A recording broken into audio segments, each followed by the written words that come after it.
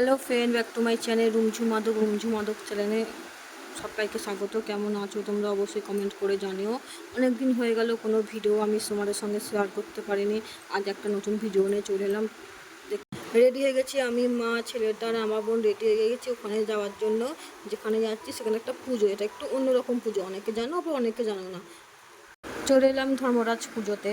আর শাল ঘোরানো শুরু হয়ে গেছে, এর আগে দুটো শাল ঘোরানো হয়ে গেছে, আমরা একটু লেটেই পৌঁছালাম। এই পুজোটা অনেকে জানে আবার অনেকে জানে না। গ্রামের দিকে এগুলো বেশি হয়, শহরের দিকে খুব কম লোক জানে, অনেকে জানে না, তাই সবাইকে বুঝতে পারে না। এই শালটি দেখলে তোমরা ভালো করে বুঝতে পারবে। তরোয়ালের ওপরে সন্ন্যাসীরা শুয়ে আছে, তাকে নিয়ে মন্দিরের চারপাশে ঘোরা হচ্ছে।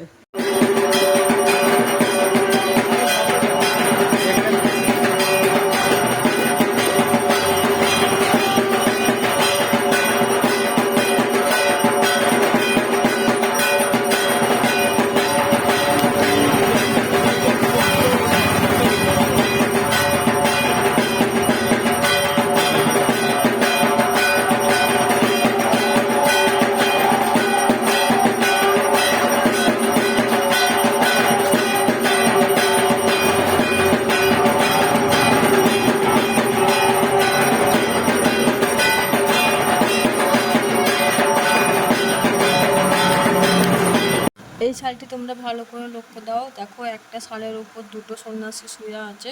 আর যারা কাঁধে করে নিয়ে ঘুরছে তাদেরকে খুব সাবধানে ঘুরতে হয়, নাহলে সন্ন্যাসীদের তরোয়ালে পিঠ কেটে যেতে পারে। আর এটা হলো আমার মাসি। আর এইদিকে ব্লু কালার যে শাড়ি পরে, এটা ছোটো মাসি, যেটা সেজো মাসি। আর হচ্ছে আমার ভাই। ভাই বললো একটু মেলাগুলো দেখে আসি, মেলাগুলো দেখা হয়নি, তাই সবাই চলে যাচ্ছে মেলা দেখে।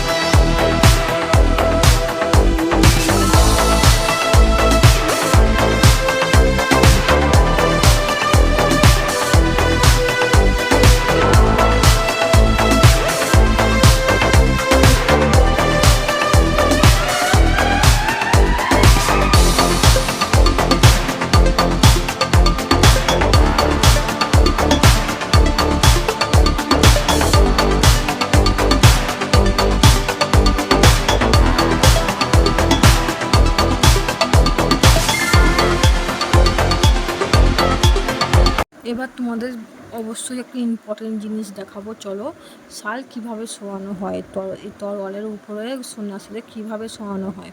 প্রথমে এসব শালটা জলে রাখা হয়, যে পুকুরে রাখা হয়, সেখান থেকে তুলে সন্ন্যাসীকে সেই পুকুরের মধ্যে চান করিয়ে তারপরে যে ডিজাইন করা হয়, যে ডিজাইনটা ফোল্ডিং সিস্টেমের করা হয়, যে যেমন পরে ডিজাইন করে। তারপরে ঠাকুরমশাই এসে ওখানটা করে ওই শালটা যে আছে, শালটার মধ্যে ষষ্ঠীর চিহ্ন এঁকে দেয়, ওটা যা নিয়ম কারণ করে। তারপরে এই যে সন্ন্যাসীকে দেখতে পাচ্ছেন, ইনি এখন 3 পাক ঘুরবেন, 3-4 পাক ঘোরার পরে ওকে সবাই মিলে ধরে আস্তে আস্তে করে ওই তরোয়ালের মধ্যে শোয়ানো হবে। এই তরোয়ালের মধ্যে শোয়ানোর পর তার উপর গামছা দিয়ে দেওয়া হবে। এখন 3 পাক ঘুরে বাবা ধর্মরাজের নাম নিচ্ছেন আর গড় করে রাখছেন, আর চারদিকটা গঙ্গা জল দিয়ে মানে শুদ্ধ করে রাখা হচ্ছে। আর এটা খুবই রিস্কের কাজ, খুবই মানে যে যাদের সবথেকে শালের হচ্ছে ইম্পর্টেন্ট জিনিস হচ্ছে শালে শোয়ানোটা হচ্ছে সবথেকে ইম্পর্টেন্ট। একটু এদিক ওদিক হয়ে গেলে তরোয়ালগুলো পিঠে ঢুকে যেতে পারে। আর যেখান দিয়ে